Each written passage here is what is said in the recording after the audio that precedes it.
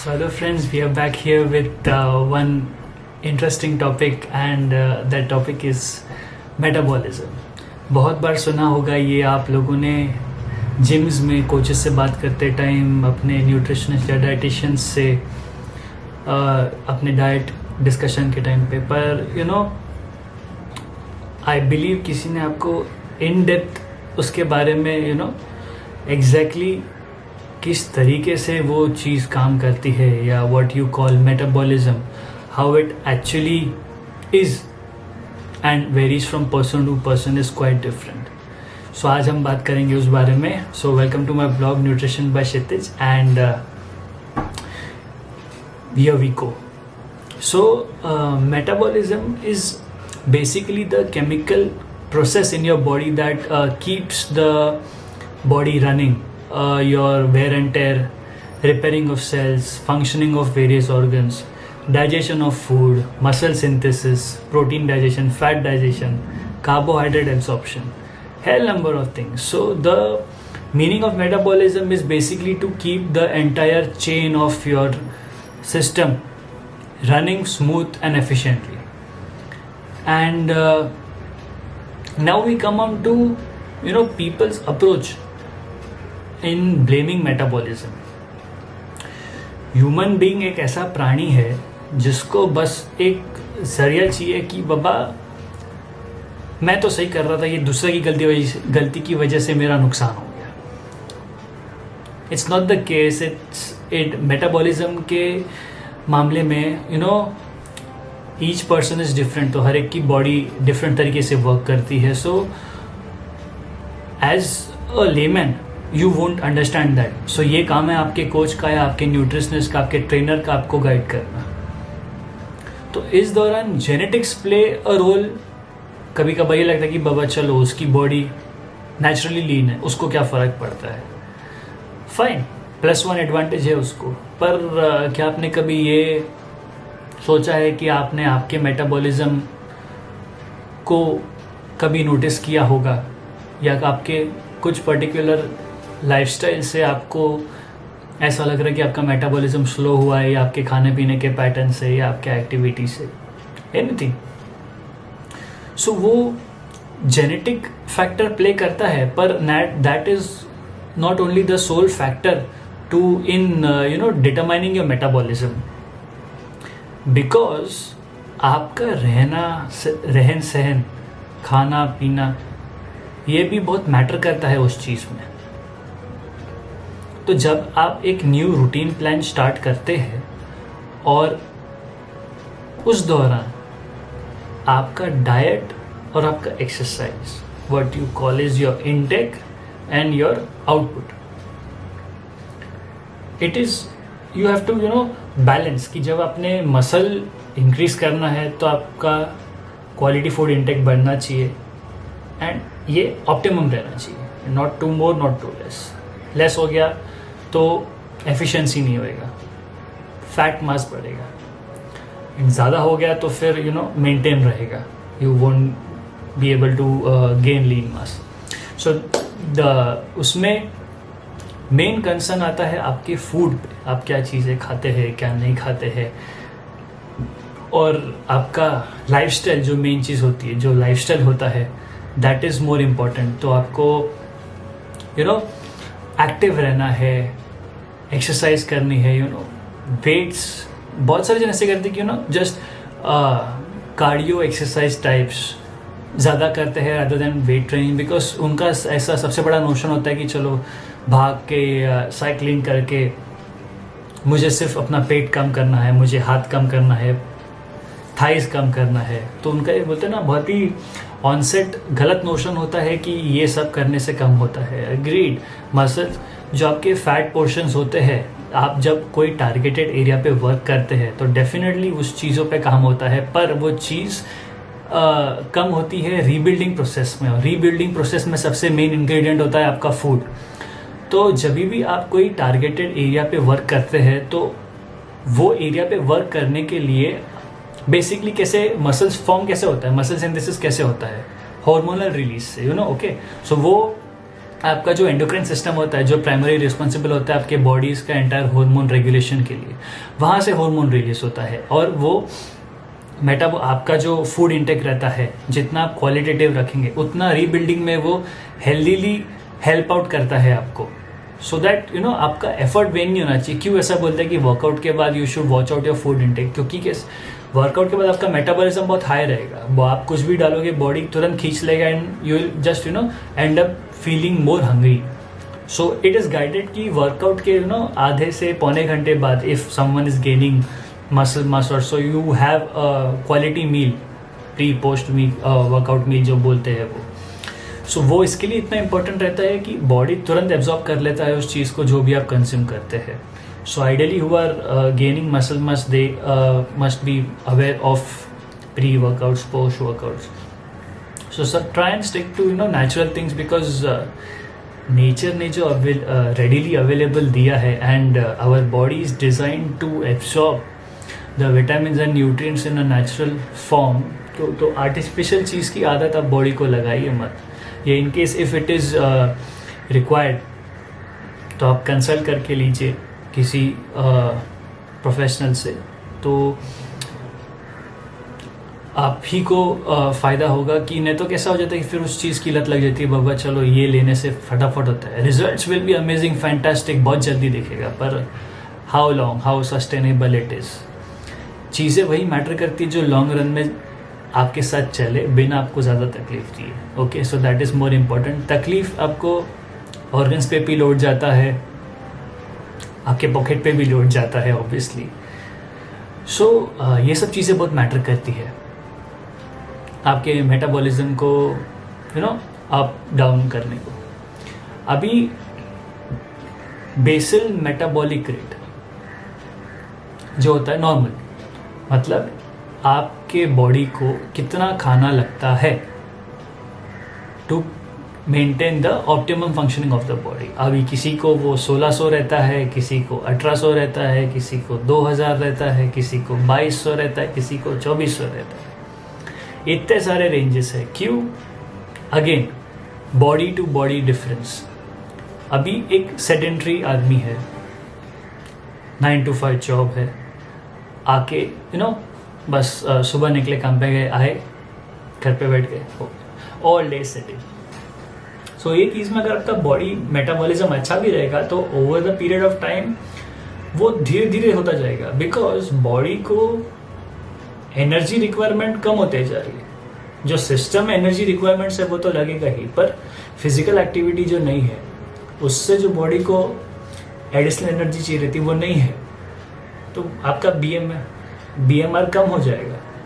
पर आपको भूख तो उतनी लगेगी ना, आप खाओगे तो उतना ही, तो जो एक्स्ट्रा चीज़ बनेगी वो कहाँ जाएगी? इधर पेट पे। So this factor is to be blamed. उसके पीछे का जो साइंस होता है वो समझना बहुत ज़रूरी है, क्योंकि आपने जो बोलते हैं ना सिम्टम्स, उसको दबाना नहीं है, जड़ से उस चीज़ को उखाड़ना और सही करना है। सस्टेनेबिलिटी का सबसे मेन फैक्टर ये होता है, finding the root cause, eliminating it so that it is sustainable for life. That is the main thing. अभी मेटाबॉलिज्म हाई कैसा रखना है, दूसरा सबसे बड़ा शॉर्टकट। इंसान का सबसे मेन चीज़ खास करके ज़्यादा मेहनत के टाइम पे ऐसा हो जाता है कि अरे यार इसका कोई ऑल्टरनेटिव है क्या? एग्जाम्स के टाइम पे भी ऑब्जेक्टिव्स, MCQs, 21 इंपॉर्टेंट सेट्स मैंने भी यूज़ किया था, झूठ नहीं बोलूँगा। पर इसमें क्या हो जाता है, आप वही चीज़ों पे ध्यान देते हैं जो आपको बोली गई ये इंपॉर्टेंट है, आप वही करोगे, आप खुद समझने का कष्ट नहीं लोगे। इंटरेस्ट की बात होती है। आई डोंट से दैट कि चलो सबको बैठ के देखना ही है, पढ़ना ही है, पर आप खुद के लिए अगर थोड़ा टाइम निकाल के उस चीज़ को पढ़े या उस चीज़ को समझे तो दूसरा कोई आपको बेवकूफ़ नहीं बनाएगा। जस्ट बिकॉज कोई बोल रहा है कि चलो सिनेमम का पानी पीने से बॉडी अच्छी रहती है, ठीक है, नींबू और शहद डालने से सुबह 1 गिलास गर्म पानी पियो, अच्छा रहता है बॉडी के लिए, अच्छा रहता है। भाई तुमको नहीं पता उस नींबू में विटामिन सी है या क्या नेचुरल इंग्रेडिएंट्स है, हनी में क्या एंटीऑक्सीडेंट्स है, वो किस तरीके से हेल्प करता है। ऐड मस्त आता है, सुबह गर्म पानी के साथ हनी लो, और वज़न मेंटेन रखो। बोला है तो करना है, ऐसा नहीं। ये माइंडसेट बदलना है। बोला है तो क्यों बोला है, उसमें क्या ऐसी चीज़ है जो आपको लेने पे before trying out anything you should be convinced to try that out. Honey में जो एंटीऑक्सीडेंट्स है वो आपके बॉडी पे कैसा असर करते हैं, कैसे बेनिफिट करते हैं। नेचुरल सुक्रोस रहता है उसमें, शक्कर में भी सुक्रोस रहता है, तो फिर शक्कर क्यों नहीं, हनी क्यों लेना है। मीठा नींबू पानी तो बहुत अच्छा लगता है, पर सिर्फ नींबू और शहद क्यों लेना है, सिर्फ नींबू पानी क्यों पीना है। विटामिन सी उसमें भी है, विटामिन सी आपके खाने में भी रहता है, जो भी कलरफुल वेजीज है उसमें भी विटामिन सी रहना है। वाई दैट, ये क्वेश्चन करना आपका काम है। सो बोलने का बोलते ना फाइनल कंक्लूजन ये है कि अवेयरनेस, आप जब तक पूछेंगे नहीं आपको कोई बताएगा नहीं। That is a fact. Nutrition by Kshitij ये मामले में 100% ट्रू और जेन्यून है, क्योंकि मैं चीज़ वही करता हूँ या वही सजेस्ट करता हूँ जो मैं खुद पहले ट्राई करता हूँ। यू से preach the things you wish to convey to others to follow. So preach yourself first, that is the main thing. दूसरी, मेटाबॉलिज्म बूस्टर करके अकॉर्डिंग टू मी फ्रैंकली मैंने आज तक ना कभी इस बारे में सोचा कि चलो ये खाने से मेटाबॉलिज्म बढ़ता है कम होता है, ऐसा नहीं। आपकी जो भी चीज़ें हैं, कुछ चीज़ें नेचुरली होती है जो आपका डाइजेशन प्रोसेस फास्ट करती है। क्यों? डाइजेशन कहाँ होता है? Intestine, right? इंटेस्टाइन में क्या होता है? Gut bacteria, gut flora and fauna जिसको हम बोलते हैं। इंटेस्टाइन में न्यूट्रिएंट एब्जॉर्प्शन कहाँ से होता है? मेजॉरिटी न्यूट्रिएंट्स कहाँ एब्जॉर्ब होती है? Small intestine. सो कितना टाइम लगता है डाइजेशन को? 6 to 8 आवर्स।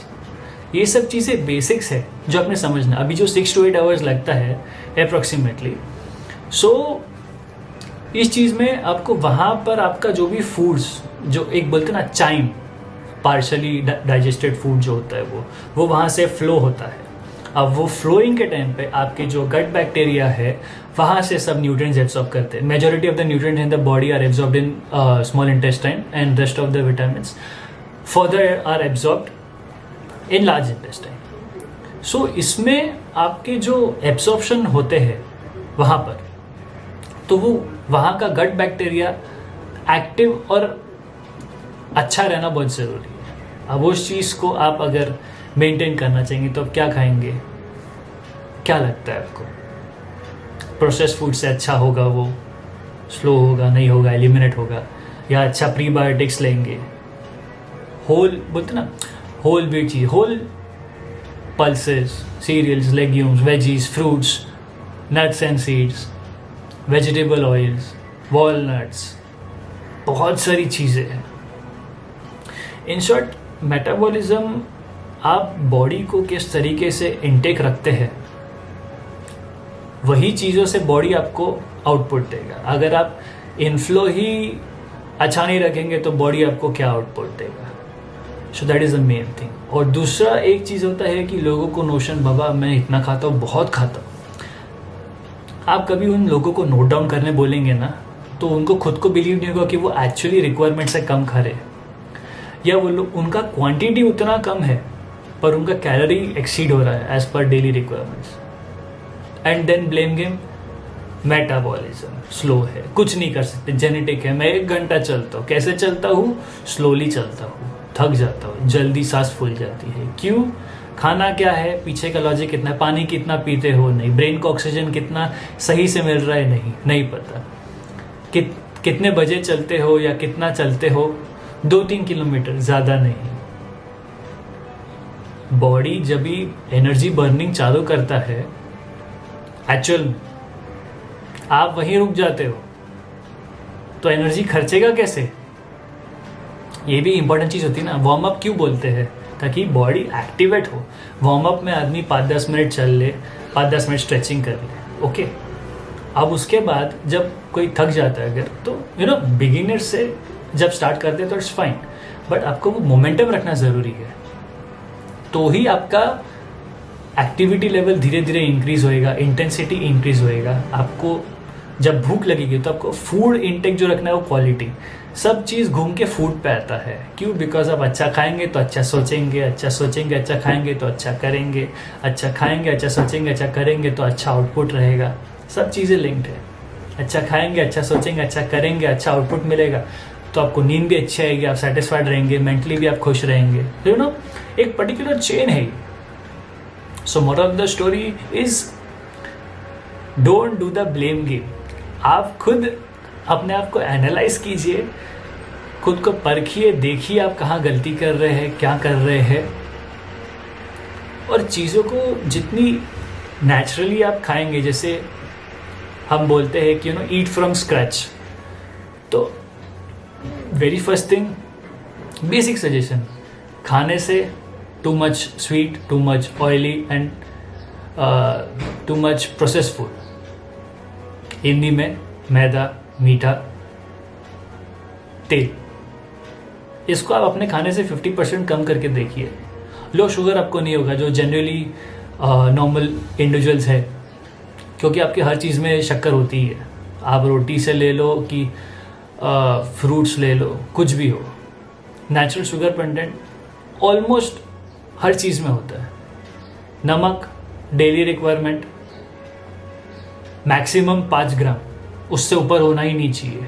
अब आप इसको कैलकुलेट करने बैठेंगे, प्रोसेस फूड आप जो खाते हैं उसके पीछे के पैकेट को घुमाए और उसमें सोडियम कंटेंट देखिए कितना होगा, आप हैरान हो जाएंगे देख के। कोई भी पैक फूड ले लीजिए।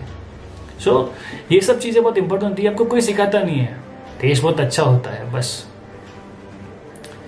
सो मैं पूरा एलिमिनेट करना नहीं बोलता, पर ये 3 बेसिक चीज़ें आप 50% कट डाउन कीजिए, एकदम से नहीं, थोड़ा। चलो अपने आप को टारगेट दीजिए आप कि आप एक हफ्ते में 20% करेंगे, उसके अगले हफ्ते आप और 20% करेंगे, उसके अगले हफ्ते आप और 20% करेंगे। आप सिर्फ ये सब्सटीट्यूशंस करके देखिए 1 महीने तक, आप रिजल्ट देख के खुद हैरान हो जाएंगे। एक्टिविटीज़ इंकलकेट कीजिए अपने डेली रूटीन में, डेली 1 घंटा आप अपने लिए निकालिए। वेरिएशन कीजिए, बॉडी वेट ट्रेनिंग कीजिए, जॉगिंग कीजिए, योगा कीजिए, योगा मैट एक्सरसाइजेस होते हैं, स्ट्रेचिंग होते हैं, वो कीजिए। एड नंबर ऑफ एक्सरसाइजेस है। आप मुझे भी कंसल्ट कर सकते हैं फॉर डिटेल्ड वर्कआउट शेड्यूल। सो ये सब चीज़ें आप बेसिकली थोड़ा थोड़ा आप इनकॉर्पोरेट करेंगे अपने लाइफस्टाइल में, तो आपको खुद को रिजल्ट दिखेगा। तो चैप्टर एंड होता है इस चीज़ पे कि आपके हाथ में है आपका मेटाबॉलिज्म। अगर किसी का अच्छा है तो वो और अच्छा करेगा, किसी का नहीं है तो हम उसको बेहतर करेंगे या उसको बेहतर करने की तरफ बढ़ेंगे, उस पर काम करेंगे। ओके, सो मैं उम्मीद करता हूँ कि आपको ये वीडियो पसंद आया रहेगा। लाइक कीजिए, सब्सक्राइब कीजिए न्यूट्रिशन बाय क्षितिज, शेयर कीजिए, लोगों को ज्ञान बांटिए, ज्ञान बांटने से बढ़ता है।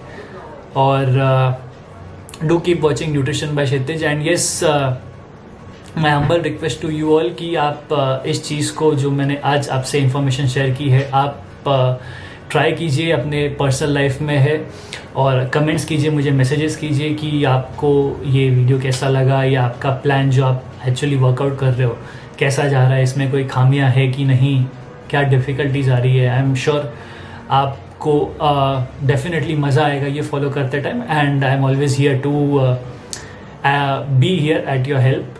तो keep watching nutrition by Kshitij. Thank you very much, take care.